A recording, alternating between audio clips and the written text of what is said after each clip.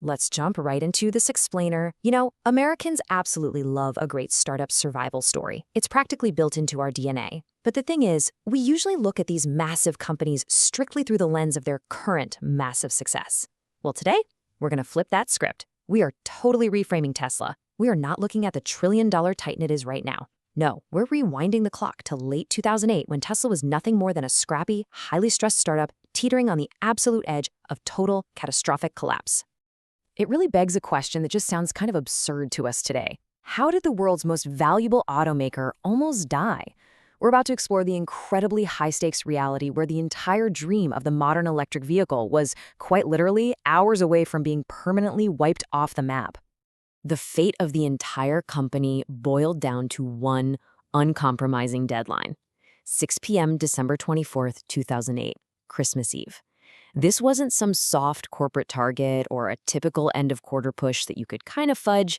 This was the exact hour when Tesla's destiny was going to be definitively sealed one way or the other. No extensions, no do-overs. Now, you might be wondering, why was that 6 p.m. deadline so rigid? Well, it was exactly 2 days before Tesla's payroll was set to bounce. 2 days. The company had dwindled down to just a few $100,000 in the bank. If they didn't get a massive funding round closed and wired by that 6 p.m. cutoff, they were insolvent. Game over. And their employees wouldn't even get paid for Christmas. So let's take a closer look at this ticking clock and the sheer amount of pressure everyone was under. To put things into perspective, the financial picture in late 2008 was absolutely brutal. Tesla was burning through $4 million every single month. Meanwhile, they had zero sales revenue coming in the door. Nothing. And to make matters infinitely worse, they were sitting on over $120 million in debt owed to their suppliers. The math was just completely broken. To survive right in the middle of a global financial meltdown, they desperately needed an emergency $40 million funding round. To rally the investors for this $40 million lifeline, Elon Musk had to show he was all in. He managed to scrape together $20 million of his own money and essentially begged Tesla's other investors to match it. But as this quote from him really highlights, this wasn't just spare change he found in the couch cushions. He literally gave Tesla the last of his remaining cash from his PayPal payout. He didn't even own a house or anything he could sell at that point. He pushed himself to the very brink of personal financial ruin just to keep the lights on at the factory. But of course, in a situation like this, there is always a roadblock. And that brings us to the venture capital trap. So this emergency funding round required unanimous approval from all the existing investors. But there was this incredibly stark contrast in visions. One of the major investors, Vantage Point Capital, led by Alan Salzman, was putting up a massive fight. See, Musk was entirely focused on this grand vision: build mass-market electric cars and change the world. Salzman? He wanted Tesla to play it safe, pivot, and just become a boring old supplier of battery packs to legacy car manufacturers like Chrysler.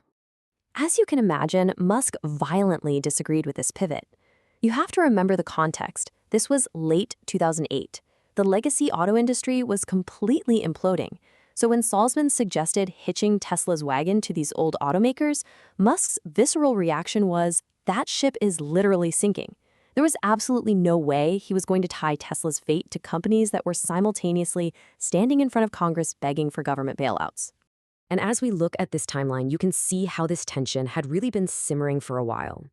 Back in November 2007, Vantage Point actually tried to orchestrate a deal that would have heavily diluted Musk's control, with Salzman even attempting to oust Musk as CEO during an unofficial board call.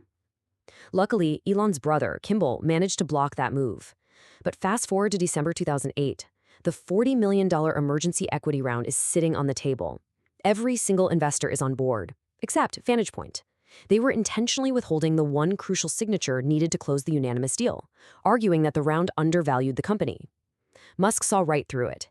He firmly believed this was a calculated tactic to force Tesla into bankruptcy, kick him out, and recapitalize the company with Vantage Point firmly in the driver's seat. With the company's life flashing before its eyes, they needed a way around this trap. And that leads us to the debt round loophole. With the clock literally winding down to mere hours and a hostile blockade sitting right there in the boardroom, Musk and his team pulled off a brilliantly clever financial maneuver. Step one, they recognized that Vantage Point's veto power only applied as long as this was classified as an equity round. So step two, they completely restructured the entire $40 million rescue package from equity into convertible debt. And step three is where the magic happens. By simply changing that financial classification, it officially became a debt deal. And legally, Vantage Point had zero power to interfere with a debt deal. With one stroke of a pen, they were completely stripped of their ability to block the funding. Which sets the stage perfectly for what you can only call a Christmas Eve miracle. The final hours were agonizingly ticking down toward that 6 p.m. wire transfer deadline the day before Christmas, and the psychological friction was just off the charts. For instance, Salzman demanded that Musk physically come down to Vantage Point's offices to outline their capital needs at 7 a.m. Now, it's pretty well known that Musk is a massive night owl, and he felt this was just a totally deliberate, petty tactic to make the process as painful as humanly possible. But, Musk just pushed right through the fatigue and the friction to get the debt deal finalized.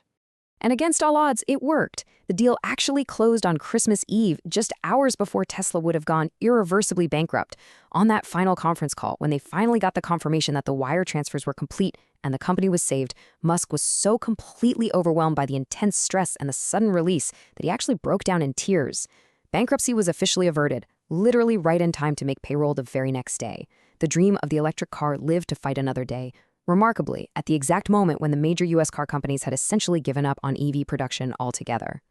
But as we know, surviving a near-death experience is one thing. To actually thrive, they needed an ultimate lifeline. Surviving that brutal ticking clock in late 2008 was a total miracle, for sure. But it was really just a bridge to get them to some semblance of long-term stability. Because they survived December 2008, they were still breathing in May of 2009, which allowed them to strike a massive deal. The German automaker Daimler stepped up and invested $50 million for roughly a 10% equity stake in Tesla.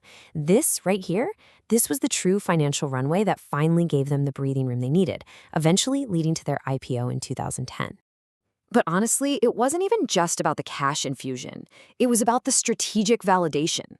Daimler is the literal inventor of the automobile, carrying 120 years of unmatched engineering excellence. By investing in Tesla, they were essentially validating Tesla's technology to the rest of the world. They teamed up to integrate Tesla's lithium-ion battery packs directly into Daimler's electric smart cars. This partnership didn't just help Tesla. It directly accelerated the commercialization of electric drives on a global scale. And perhaps most importantly for us today, it rapidly accelerated getting the world-changing Tesla Model S onto the production line. All of which leaves us with this final, really provocative thought. Just think about how incredibly close this all was. If Elon Musk hadn't found that clever little debt loophole to bypass one stubborn venture capitalist, the entire trajectory of the global auto industry would look radically different today. So it really makes you wonder, doesn't it? If a single missing signature almost completely destroyed Tesla, what other world-changing startup ideas are quietly dying in corporate boardrooms right now? It's a pretty powerful reminder that innovation isn't just about having great engineering or a cool product. Sometimes it's quite literally about surviving the cap table. Thanks so much for joining me for this explainer, and definitely keep questioning what's really going on behind closed doors.